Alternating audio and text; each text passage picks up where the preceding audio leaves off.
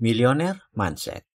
Dulu, kehidupan saya mengalami goncangan yang amat sangat. Ini bukan pertama kali, melainkan kedua kalinya saya terpuruk. Tapi yang kedua ini sangat dahsyat.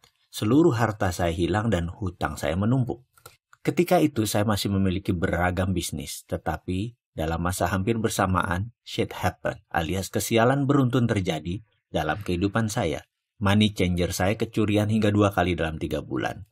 Kapal, barge, yang saya bertransaksi untuk mengirim barang ke Kelian Equatorial Mining di Kalimantan Timur, karam. Asuransi tidak membayarnya.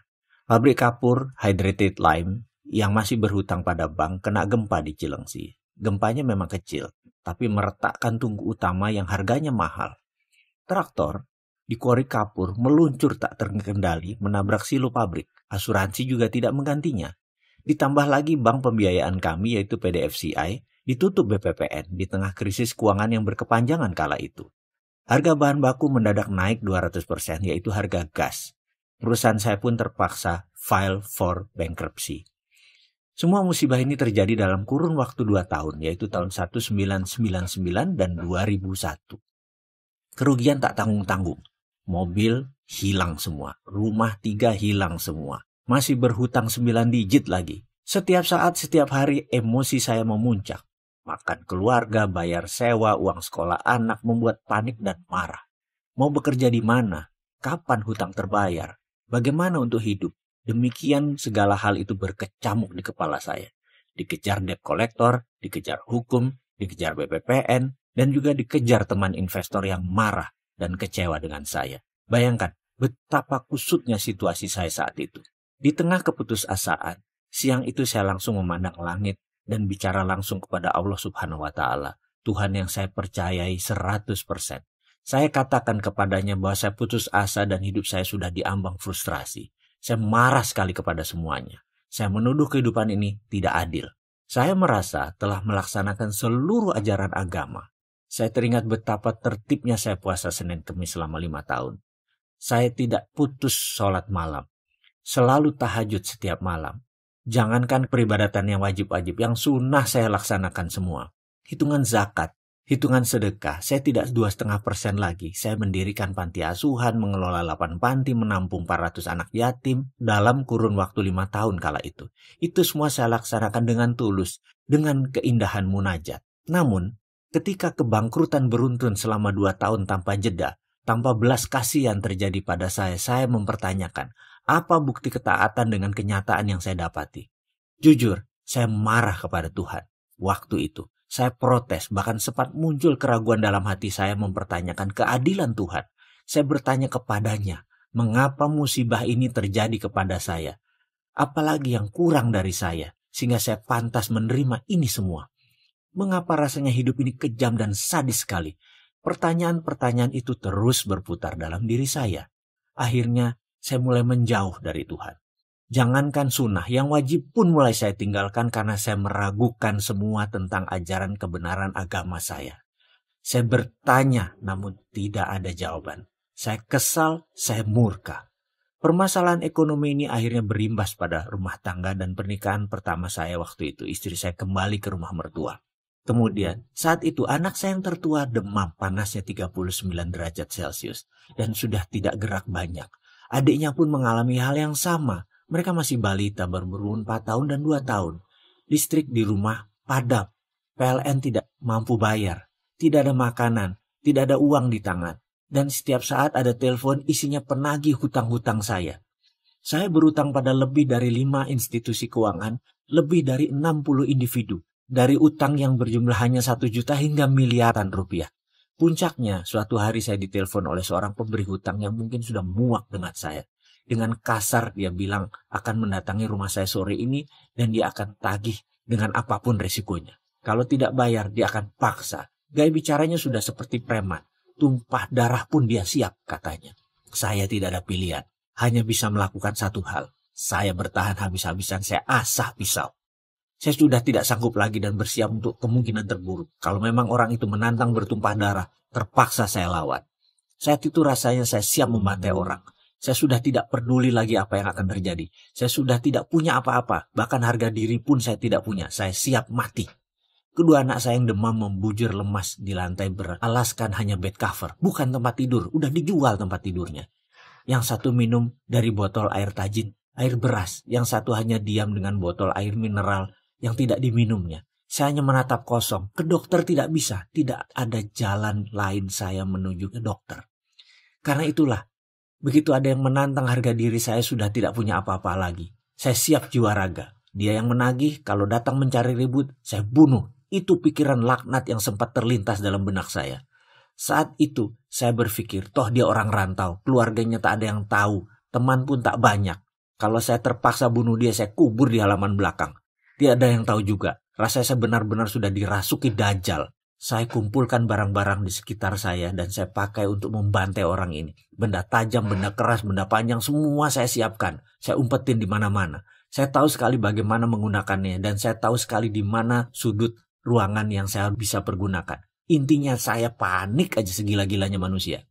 Tiba-tiba, kering. Telepon rumah yang diblokir hanya bisa menerima panggilan berdering. Sementara saya hanya bisa melamun dengan kegamangan. Hingga dering kesekian saya baru tersadar. Mungkin ini si penagih utang itu lagi, pikir saya. Dengan gusar saya pun angkat telepon. Halo, demikian saya berkata dengan kasar. Di seberang sana ada suara lembut menjawab. Assalamualaikum mas. Saya mengenali sekali suara ini adalah suara Pak Ali, pimpinan Yayasan Husnul Khotimah yang kemudian dikenal dengan Rumah Yatim Indonesia, panti asuhan yang kami bangun bersama. Saya pun terhenyak dan menjawab dengan nada lemas. Waalaikumsalam Pak Ali. Kemudian dia melanjutkan, mas, saya telepon 3 kali kok nggak diangkat, lagi sibuk ya, kata Pak Ali dengan logat lamongannya yang khas. Maaf Pak Ali, saya sedang ada kesibukan. Apa kabar? Sahut saya dengan mengatur nafas, menahan emosi. Mas, dengar sedang ada masalah ya, istri pergi, anak sakit, rumah dan isinya sudah dijual semua, listrik putus, apa benar mas? Tanyanya dengan serius. Dengan berat hati saya menjawab, iya benar Pak Ali. Mbok, kalau ada masalah begini saya diceritakan mas, kata Pak Ali kemudian. Saya tertegun mendengar kalimatnya. Kemudian dia melanjutkan, mas, walaupun kita miskin, yayasan kita ada pegang uang dikit. Kalau mas butuh ini ada 3 juta, pakai aja dulu mas. Mas berhak kok, sudah 5 tahun mas membangun yayasan ini. Kalau ada masalah seperti ini, mas punya hak untuk memakai dan meminjam.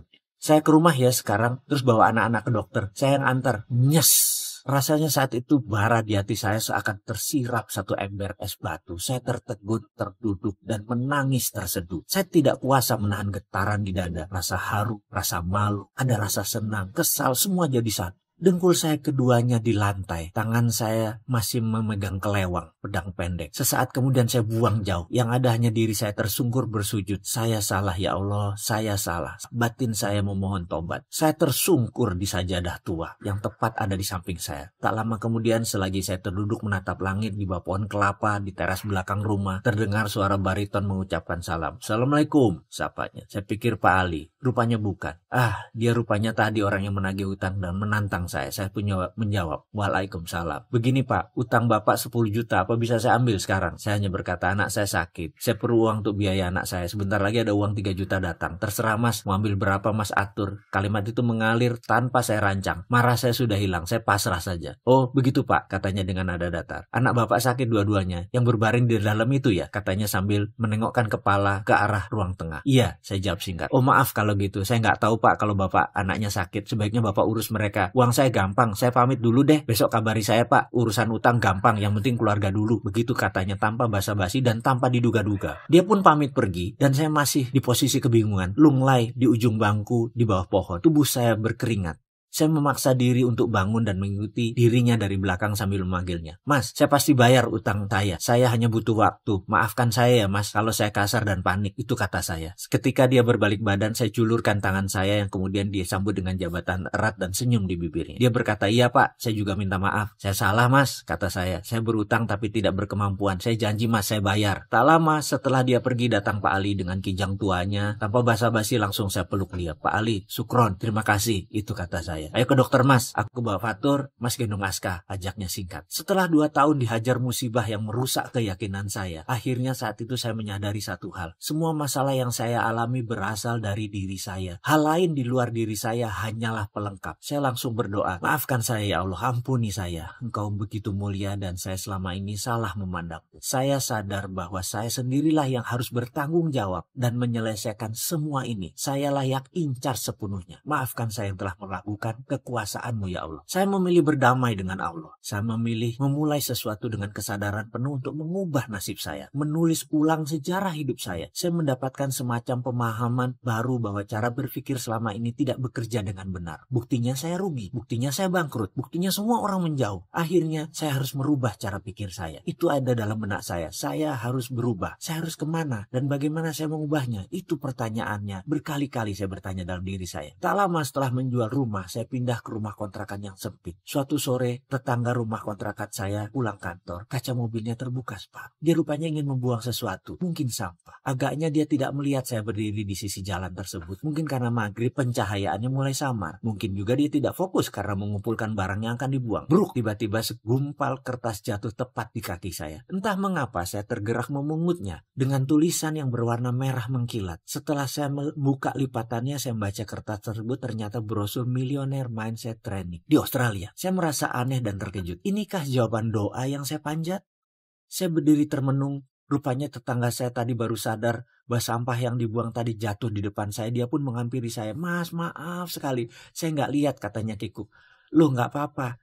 Aku kan hanya ngelamun. Nggak ngeh, aku baru ngeh pas ngeliat brosur itu. Kata saya basa-basi sambil menunjukkan lembaran tersebut. Iya, tadi saya dari kantor, tapi sepertinya nggak mungkin saya ke sana. Bukannya nggak butuh jadi orang kaya, tapi harganya itu loh. Seminggu di sana 30 juta. Mending buat modal, katanya mengurai. Saya hanya mengangguk-mengangguk sambil tersenyum. Saya pamit Pak Sarif, kata saya. Iya Pak, maaf ya, tadi benar-benar nggak sengaja, katanya. Sungguh-sungguh. Nggak apa-apa bos, santai aja, jawab saya kemudian. Setelah itu, saya langsung sibuk berpikir, di mana saya cari uang 30 juta? Belum lagi uang untuk sanggup keluarga di rumah sementara saya pergi. Yang jelas saya sudah tekad untuk berubah. Saya bertekad untuk berubah dan melihat ini sebagai solusinya. Saya percaya itu. Singkat cerita, harta terakhir saya yaitu motor Tiger, mesin jahit, dan beberapa barang keluarga saya jual. Saya nekat terbang ke negeri kanguru. Saya menginginkan ilmu tersebut. Saya pun berangkat untuk mengikuti Millionaire Mindset Training di sana dengan harapan bisa menerapkan untuk memperbaiki kondisi hidup saya. Kira-kira sebulan setelah kembali dari pelatihan selama 7 hari tersebut, ternyata tidak ada perubahan apa-apa dalam perjalanan kehidupan saya. Saya masih menganggap bahwa apa yang saya pelajari itu aneh dan gak kena di logika. Mek ngono tok, apa iyo? Itu saya berkali-kali bilang, masa begitu sih? Emang gitu? Itu saya selalu membatin.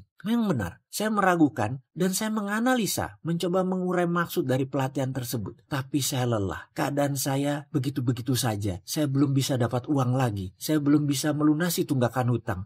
Saya belum bisa merubah nasib saya. Apakah saya harus belajar lagi? Saya mencoba mengingat mundur pengalaman hidup saya. Semua itu terjadi di usia 28 tahun. Benar, saya merasa seakan berjalan di jalan bebas hambatan. Semua mudah, semua gampang. Pada saat itu saya bahkan menggampangi proses. Namun saat ini justru proseslah merupakan hal yang paling saya hormati. Barulah sejak di usia 28 tahunan kehidupan saya mengalami pasang surut yang luar biasa. Baik dari masalah pribadi, masalah spiritual, ketuhanan, masalah rumah tangga, masalah parenting, masalah keuangan. Dikala saya berpikir laut itu berair tenang, saya memilih mengangkat jangkar dan mengembangkan layar ke sebuah tujuan yang pasti, yaitu ingin sukses. Dengan tujuan yang hanya satu arah, yaitu ke depan. Sebuah kesombongan yang saya bayar sangat mahal, sangat melelahkan. Penuh duka, air mata, dan keringat. Ternyata laut di depan tidak semanis gelombang di pantai. Di dalam perjalanan, ombak besar, angin kencang, bahan bakar kurang, sumber daya terbatas. Satu hal yang saya lupa,